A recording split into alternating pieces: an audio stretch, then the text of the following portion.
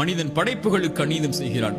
படைப்புகளில் பெற்றோர்களுக்கு மனிதன் அநீதம் செய்யக்கூடியவனாக இருக்கிறான். அவர்களுக்கு நடக்க வேண்டிய முறைக்கு மாற்றமாக நடந்து மனைவி கணவனுக்கு, கணவன் மனைவிக்கு, பிள்ளைகள் பெற்றோர்களுக்கு, உறவுகளுக்கு, நண்பன் நண்பனுக்கு, அண்டை வீட்டாருக்கு, தன்னுடைய நெருக்கமானவர்களுக்கு, விலகி இருப்பவர்களுக்கு, பிரமதத்தார்களுக்கு, சகோதரர்களுக்கு என எல்லா தரப்பிலும் அநீதம் தான் இந்த உலகத்தில் மிகைத்திருப்பதை பார்க்க முடிகிறது.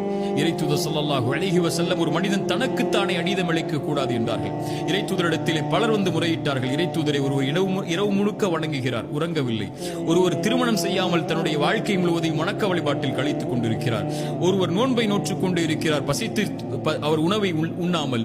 இறைத்தூதர் ஸல்லல்லாஹு அலைஹி வஸல்லம் அவர்கள் எல்லோர்களையும் அழைத்து சொன்னார்கள், அநீதம் செய்யாதீர்கள், நேர்மை நிலைநாட்டுங்கள், நீதியை நிலைநாட்டுங்கள். உங்கள் கண்களுக்கு செய்ய வேண்டிய கடமை இருக்கிறது, உங்கள் உடலுடைய கடமை இருக்கிறது. நான் உங்களில் இறைவனை அதிகமாக பயப்படக்கூடியவன். நானே திருமணம் செய்கிறேன், நானே நோன்பை நோக்கிறேன், வருகிறேன், நானே உபரியான கடமைகளை நிறைவேற்றுகிறேன், விடுகிறேன். நான் உங்களை விட இறைவனை பயப்படக்கூடிய நானே நீதியில் நடக்கும் போது நீங்கள் எப்படி அநீதம் செய்யலாம் என்று இறைத்தூதர் ஸல்லல்லாஹு அலைஹி வஸல்லம் அவர்கள் சொன்னார்கள்.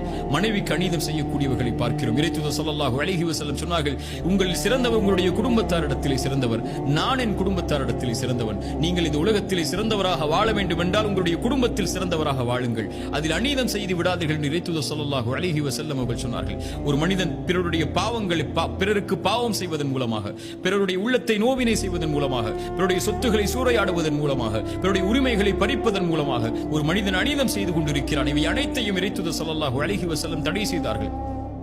இறைத்தூதர் ஸல்லல்லாஹு அலைஹி வஸல்லம் அவர்கள் சொன்னார்கள், முஆத் இப்னு ஜபலை யமன் தேசத்திற்கு அனுப்பும் போது மிக முக்கியமான செய்தி, இத்தகி தஅவத்தல் மظلوم. முஆத், அநீதம் செய்யப்பட்டவனுடைய பிரார்த்தனையை பயந்து கொள். ஒருவன் அநீதம் செய்யப்பட்டிருக்கிறான் என்றால் அவன் இறைவனை அழைத்தால் இறைவா என்ற ஒரு வார்த்தை போதும். அவனுக்கும் இறைவனுக்கும் இடையில் எந்த ஒரு திரையும் கிடையாது. அவன் கேட்டால் இறைவன் கொடுப்பான். அநீதம் செய்யப்பட்டவன் கரத்தை ஏந்தி விட்டால் போதும், அவ்வளவுதான். அநீதம் செய்தவன் அழிந்து விடுவான்.